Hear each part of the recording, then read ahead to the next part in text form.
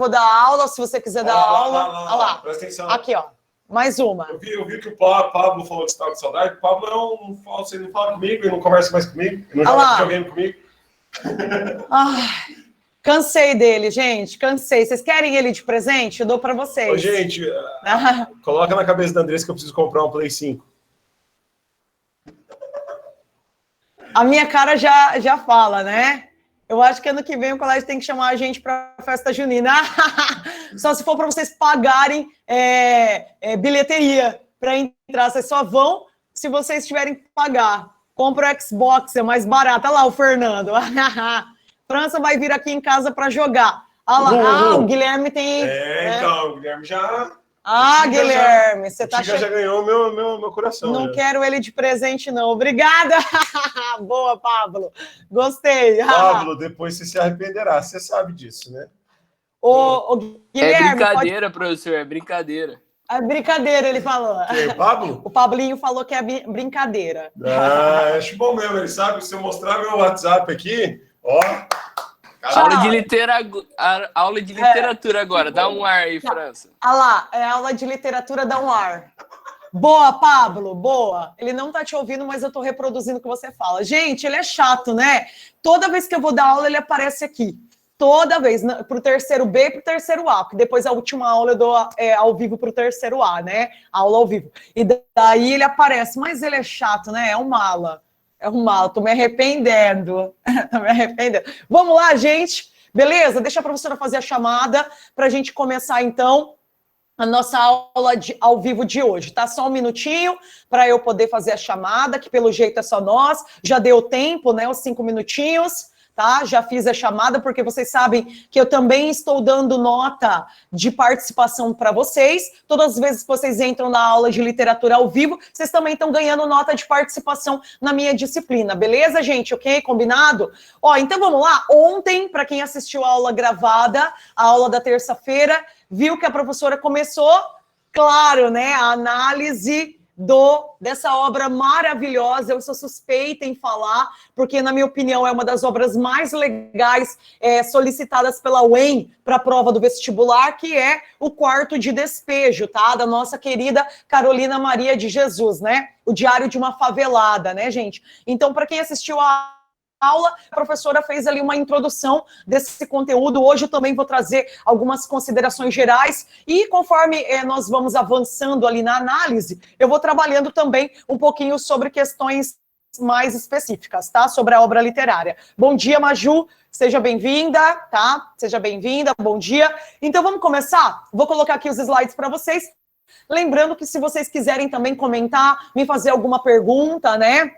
Sobre o livro, fiquem à vontade, certo, gente? Eu vou também trabalhar hoje algumas considerações mais gerais sobre a obra e depois a gente vai falar um pouquinho sobre alguns assuntos que essa autora, de uma maneira muito simbólica, né, e às vezes também muito poética, tenta construir ao longo do seu memorial. Lembrando que é um diário, como eu falei para vocês, ele é, na verdade, uma compilação de 5 anos de escrita, né, de mais ou menos 20 diários que ela foi escrevendo ao longo desses 5 anos, de 1955 a 1960, quando a obra foi publicada aqui no Brasil, a partir da sua primeira edição, certo? Então é por isso que vocês vão percebendo que vai tendo ali esse processo cronológico, né, muito bem marcado. Então, como eu falei para vocês, assim que vocês iniciam ali a leitura, né, consequentemente, a partir dessa edição que está na página 11, você já tem a primeira data, né, 15 de julho de 1955,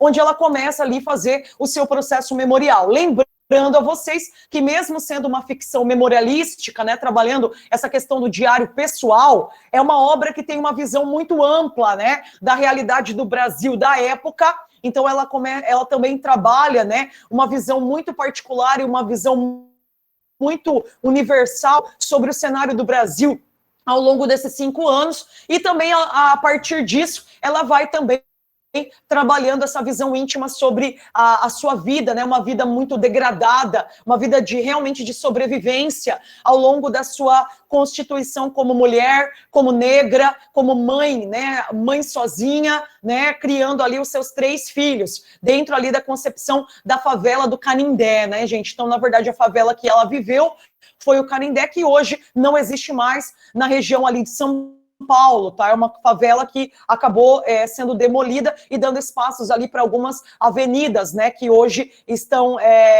na entrada ali de São Paulo, próximo ao rio Tietê, tudo bem? Então ela traz todo esse olhar, né, de sobrevivente em meio a essas questões problemáticas sociais. Então vamos lá, certo, gente? Beleza? Então começamos aí a nossa aula, vou colocar os slides para vocês, fiquem tranquilos que depois, assim que finalizar a aula, eu compartilho com vocês esses slides, tá? Certinho? Tá? Então, continuando da aula de ontem, né, a sequência da aula de ontem, eu trago aqui para vocês, né, então, o quarto de despejo, lembrando que ela chama de maneira simbólica, né, o quarto de despejo nada mais é do que a própria favela do Canindé. Na verdade, ela cita muito isso ao longo da sua construção do diário, né? Ela diz assim, a favela, ela pode ser chamada de quarto de despejo, porque tudo aquilo que o centro da cidade, né, não quer mais é despejado literalmente na boca, na porta da favela. Então, vocês conseguem perceber claramente essa questão, né, do abandono, certo? E até essa visão do centro da cidade, das pessoas que têm uma condição socioeconômica um pouco mais alta em relação à favela. Então, a favela é o lugar, né, onde quem tem condições de viver uma vida melhor, né, que tem uma vida economicamente mais ativa, consequentemente vai despejar os seus resíduos, né, o resto da que ninguém quer, né? Então a gente consegue perceber que isso também é um fator social, né, gente? Então não é só por conta do aspecto simbólico. Então tem que tomar bastante cuidado, porque ela mesma trata a favela do Canindé como um quarto de despejo. Então onde é um lugar onde as pessoas realmente desovam, né? Vou usar essa palavra, desovam tudo aquilo que eles têm mais. Principalmente as indústrias, né? Os comércios ali locais, que muitas vezes têm ali os seus produtos alimentícios que estão vencidos e percebem que se eles despejarem ali na entrada da favela, muitos moradores da favela, por não terem condições econômicas de comprar determinados produtos alimentícios, vão acabar se alimentando desses produtos e dando um jeito de acabar, de aniquilar com esse lixo. Tudo bem? Então, literalmente, a favela é vista como um lixo, né, gente? É um lugar onde as pessoas acabam usando para poder realmente desovar tudo aquilo que elas não querem mais, tá? Então, a gente consegue perceber claramente isso na construção do relato da nossa Carolina Maria de Jesus, tudo bem? Então, vamos lá, deixa eu aumentar. Aqui eu trago para vocês, né, para continuar um pouquinho da aula de ontem. Ontem eu falei um pouco sobre o Audálio Dantas, né, que é o repórter, o jornalista que realmente encontrou a nossa Carolina de Jesus, né, em meio a uma reportagem que ele estava prestes a produzir, certo? E daí, a partir desse encontro com a Carolina, que era uma mulher que tinha muita coisa para falar, tá? Uma mulher muito crítica, né? Ele resolve envolver toda a sua produção a partir dos diários, né, da compilação e também da seleção dos trechos desses diários escritos pela Carolina ao longo do tempo, tudo bem, gente? Aqui, então, eu trago algumas outras questões sobre a obra memorial, tá? Não precisam ficar preocupados em copiar, lembrando que depois eu encaminho para vocês esses slides, tá? Para vocês terem isso aí em mãos no momento também que forem revisar alguma coisa sobre essa obra, tá? Então, eu digo lá, né, gente, um contexto inicial, né? Ao escrever em seus cadernos aquilo que mais tarde seria selecionado e publicado sob o nome de Quarto de Despejo, né, Diário de uma Favelada, Carolina Maria de Jesus conquistou espaço em inúmeras discussões. Eu falei para vocês que ela é uma autora além da realidade literária do Brasil, né? É uma questão muito emblemática. A partir do momento que ela publica a obra, e a obra ganha, né, o gosto do público e também a crítica literária, ela começa a abrir, né, esse espaço para a literatura dos marginalizados. Aqui é uma literatura considerada pós-colonialista, tá, gente? Ok? Se a gente fosse direcionar a obra dessa escritora, ela está dentro desse universo da literatura denominada de pós-colonialismo, né? Para representação realmente, não só da figura do marginalizado, mas também aqui você tem a voz do próprio marginalizado escrevendo e construindo a obra literária. Então a gente agora consegue separar realmente da produção anterior. Antes, aqui no Brasil, você tinha autores intelectuais, autores considerados burgueses, que trabalhavam ali uma visão ainda ficcional, né, sobre essas figuras marginalizadas, ok? Agora não. A partir da década de 50, já caminhando para uma linha de literatura contemporânea aqui no Brasil e também pós-colonial, você tem agora o negro, você tem o índio, você tem o marginalizado realmente sendo o escritor e mostrando, né, revelando para o leitor todas essas inúmeras problemáticas que faziam parte, que faz parte da própria realidade de quem escreve. Então aqui a questão da realidade, ela é muito mais intimista, né? Você tira um pouco dessa noção de ficção que antes havia aqui na literatura brasileira para dar uma visão muito mais próxima do conceito de realidade. Então eu acho que a escrita dela é uma escrita muito intimista, né? E muito reveladora sobre aquilo que acontecia nas décadas de 55 até mais ou menos 60, quando a obra ganhou a sua primeira edição, né? Então a gente diz ali que à primeira vista é uma obra, né,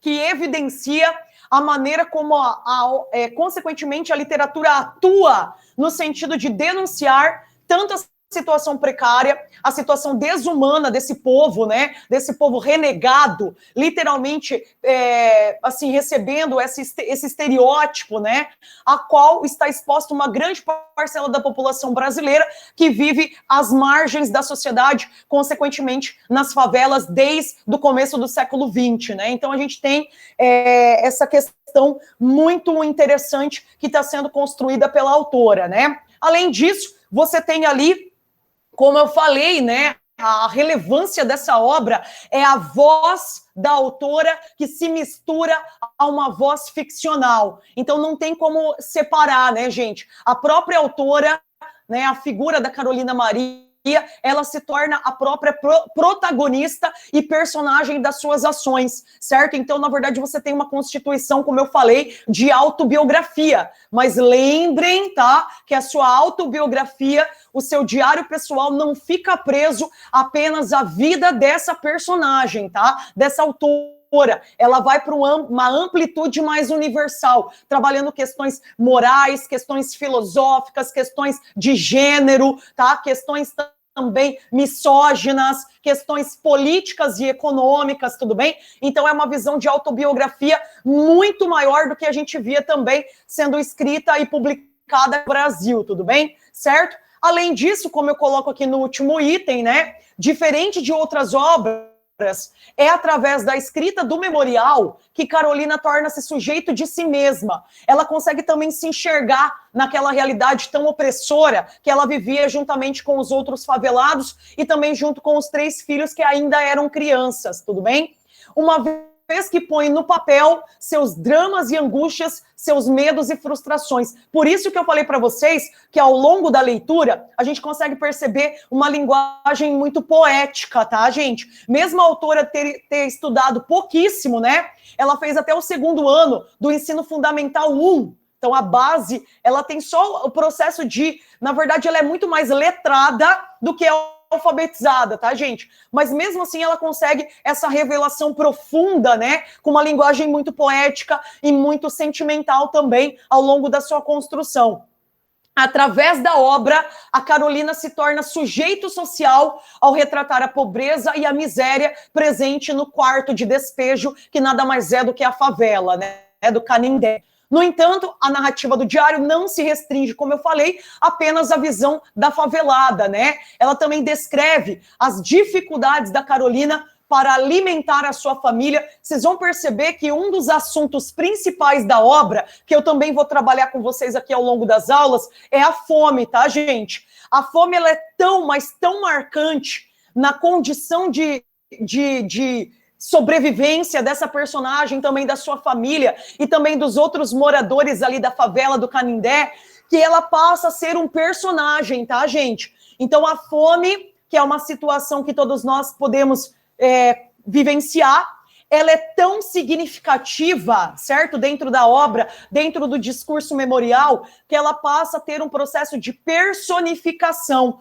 Ela é personificada e também recebe aquela questão da prosopopeia, né? Ela ganha características humanas durante a sua construção, durante esse relato intimista da Carolina Maria de Jesus, tá? Então, muitas vezes, ela acaba dando muito destaque para essa questão da fome. A fome realmente é uma coisa que está toda hora rondando, né, a vida de quem é marginalizado, tudo bem? Eu digo lá, né, gente? Particularmente, a Carolina diz sobre esse processo de dificuldade de alimentar sua família e como mãe solteira e da sua convicção de não depender de homem algum. A gente tem isso muito claro, essa visão feminista também. Não que ela despreze o homem, tá, gente? Tomem bastante cuidado. Aqui não é uma visão preconceituosa, tá? É uma visão de uma mulher feminista que nas suas entrelinhas se coloca como a figura principal da sua família. E percebe também que em meio a todo esse sofrimento, né, de tentar manter a subsistência dos seus filhos, ela precisa se colocar como a figura principal da família. E ao pensar, por exemplo, né, ao assumir essa figura de mãe solteira, de mulher proveniente dos seus filhos, a única proveniente dos seus filhos, na verdade, ela se posiciona contra também essa questão do machismo, tá? Certo? Ela diz claramente que ela prefere, né, levantar cedo, às 4 horas da manhã, tá, e sair para catar papel, porque ela é uma catadora de papel, né, ela é uma catadora de lixo em si, né, para poder juntar ali e vender esse lixo, né, esses recicláveis, e ela prefere todo dia enfrentar um leão por dia do que colocar um homem dentro da sua casa e esse homem, ao invés de ajudá-la, né, cometer algum outro tipo de questão ali com os filhos e também com ela, tá? Então é uma mulher que tem essa convicção,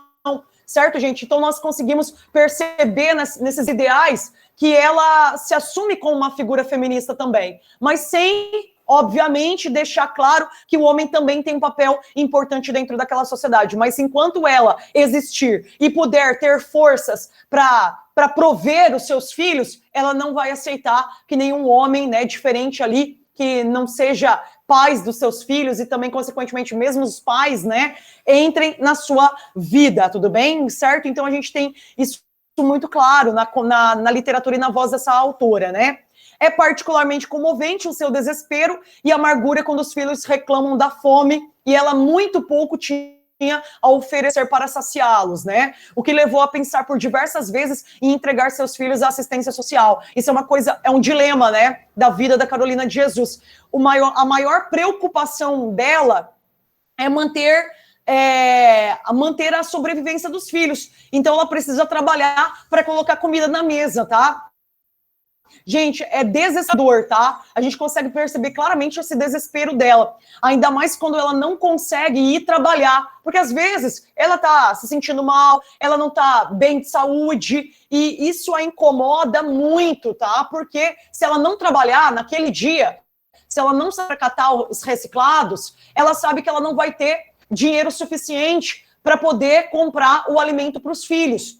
Então, ela percebe que isso é uma coisa muito opressora, tá? Quantas vezes ela precisa não comer, tá, gente? Isso é muito comum. Ela não come, tá? Ela não janta, por exemplo, porque o que ela tem em casa seriam para os filhos, tá? Então, na verdade, a gente tem essa condição de que a mulher realmente ali, ela precisa se colocar muito mais abaixo, né, do que a sua própria família, como uma forma também de garantir que eles possam, né, sobreviver e, quem sabe, terem um futuro diferente do dela, né? Uma questão muito legal da narrativa também, que eu gosto de comentar nesse primeiro momento, são as repetições, tá? Às vezes a obra, para quem for fazer a leitura, ela é uma obra um pouco cansativa para ler e interpretar. Por que ela é cansativa? Porque a autora, ela vive nessa constante repetição, tá? Na verdade, essa repetição, ela é uma simbologia para a prisão do cotidiano. O cotidiano né? Ela está tão mergulhada nesse cotidiano, nessa vida fadada ao fracasso, que as repetições acabam sendo muito comuns ao longo ali do diário pessoal, certo, gente? Então é uma das marcas. Por isso que às vezes você vai ler e você pensa assim, nossa, mas ela já comentou sobre isso.